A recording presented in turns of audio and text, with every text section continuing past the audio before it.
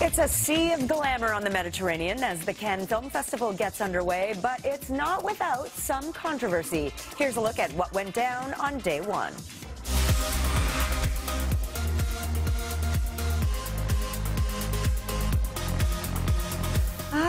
Cannes. The cinema extravaganza on the French Riviera is officially underway, and the 69th take of the film festival promises to be just as good as previous years. Exhibit A, Justin Timberlake and Anna Kendrick serenading the audience during a preview of their new animated flick, Trolls. True colors, and that's why I love you. Earlier in the day, Woody Allen's latest film, Café Society, opened the festival with the help of its star-studded cast.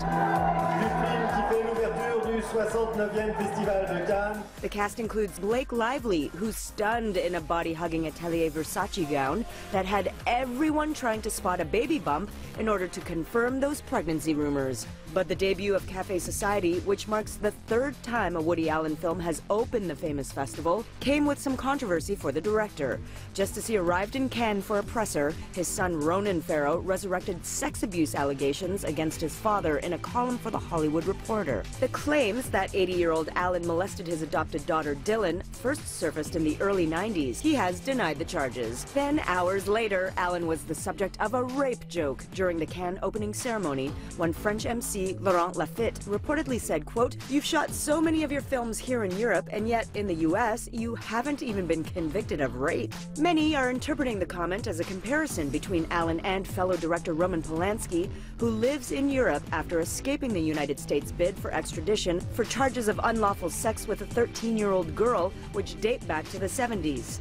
With 11 more days of Cannes to go, it's up in the air whether there'll be more controversy. But one thing happening for sure, the world premiere of Money Monster, starring George Clooney and Julia Roberts, and directed by their fellow actor, Jodie Foster. Being a director's always been my dream. It's the thing that I've always wanted since I was a little girl. Money Monster is going to be the one making the biggest splash. So we sat down with Jodie and we chatted to her. She really loved working with George. She said that when you have as much experience as he does on a film set, it's like going to film school. Read the full story in Hello on newsstands and your Texture by Next Issue app now. Plus, keep it locked to Entertainment City for all of your Cannes coverage. What you will see on that stage tonight is a real family.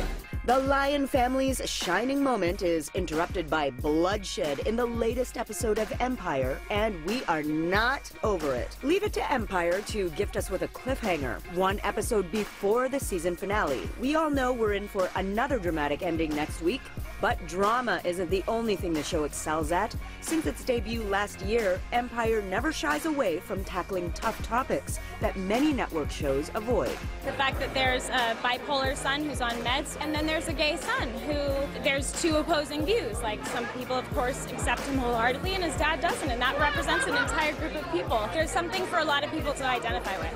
We are the Lions. Catch the newest episode now, only on Show Me. I have a pretty substantial gambling problem. And prepare yourself for the unexpected on tonight's Season 5 finale of Two Broke Girls. Catch it only on City. As always, be sure to get your entertainment news first in the morning right here and anytime on Twitter @NCity.